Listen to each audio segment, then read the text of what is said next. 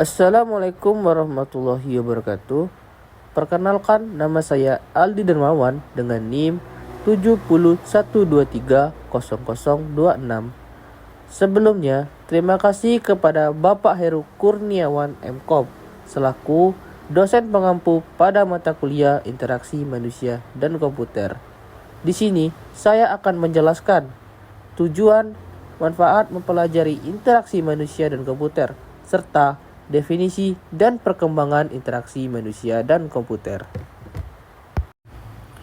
Tujuan mempelajari interaksi manusia dan komputer adalah mendefinisikan interaksi manusia dan komputer sebagai disiplin ilmu yang mempelajari desain, evaluasi, dan implementasi sistem komputer interaktif untuk digunakan manusia, serta studi tentang faktor-faktor utama dalam lingkungan interaksinya. Interaksi manusia dan komputer tidak hanya fokus pada tampilan antarmuka atau interface, tapi juga mencakup aspek pengguna, implementasi sistem rancangan, dan lingkungan interaksi seperti kemudahan pengguna dan pembelajaran. Disiplin ilmu yang mempelajari perancangan, implementasi dan evaluasi sistem, komputasi interaktif, serta berbagai aspek terkait.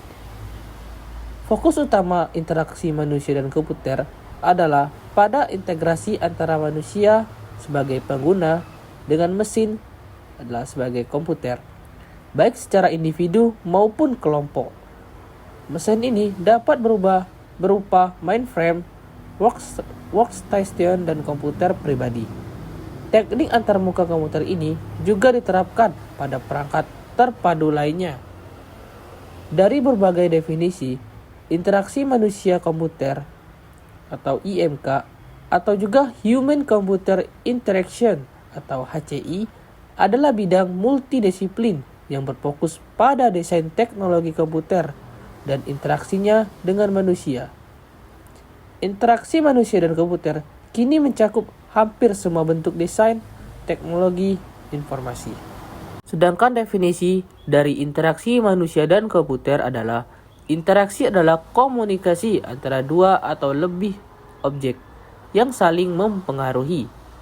Interaksi tidak akan berjalan baik apabila salah satu objek mengalami hambatan. Komputer adalah perangkat elektronik yang mengolah data dan menghasilkan informasi sebagai output.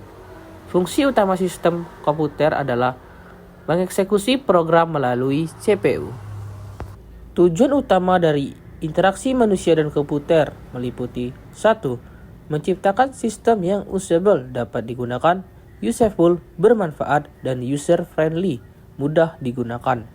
2. Memastikan sistem memiliki fungsionalitas sesuai dengan perencanaan.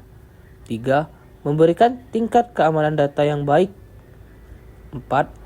Mendukung efektivitas dan efisiensi yang berdampak pada produktivitas pengguna.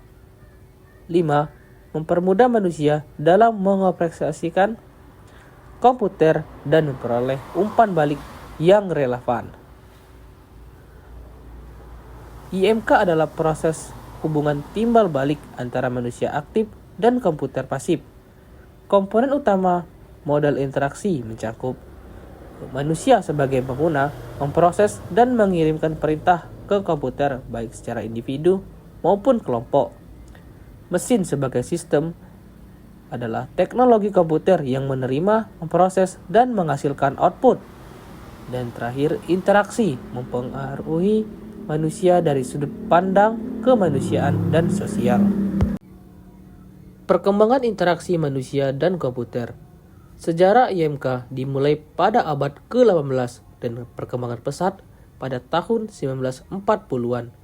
Perkembangannya dimulai pada 1950 sampai 2000-an. Pada tahun 1950-an, antarmuka berbasis keras, switch panel, dan tahun 1960 sampai 1970, antarmuka berbasis pemrograman COBOL dan Fortran. 1970 sampai 1990 fokus pada antarmuka pengguna atau user interface. 1980-an diperkenalkannya sistem Human Computer Interaction atau HCI. 1990-an perkembangan antarmuka berbasis lingkungan kerja, network, dan group web. Tahun 2000-an, antarmuka berkembang menjadi lebih interaktif, mobile, device, dan interaktif screen. Perkembangan manusia dan komputer terus berkembang sampai saat ini. Saya akan menjelaskan sedikit contoh tentang interface, di mana kontak antara pengguna dan sistem, yang memungkinkan interaksi dan pertukaran informasi. Di web saya ini terdapat banyak sekali fitur seperti menu login, dashboard. Terdapat juga tambah data buku jika ada buku yang masuk. Tambah anggota jika ada yang ingin menjadi anggota perpustakaan. Gunanya untuk meminjam buku.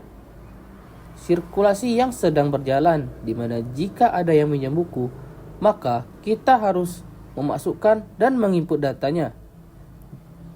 Jika ada yang meminjam buku, terdapat juga sistem denda jika terlambat mengembalikan buku dan buku yang rusak. Terakhir, laporan sirkulasi, di mana ketika semua buku sudah dikembalikan, maka akan masuk ke dalam laporan sirkulasi. Di web saya ini juga bisa menambahkan admin, tergantung berapa orang yang ingin menjadi seorang admin di perpustakaan tersebut. Web termasuk ke dalam kategori interaksi manusia dan komputer, karena web adalah medium di mana manusia berinteraksi dengan sistem komputer melalui antarmuka digital. Sekian penjelasan dari saya. Terima kasih kepada Bapak Heru Kurniawan selaku dosen pengampu pada mata kuliah Interaksi Manusia dan Komputer.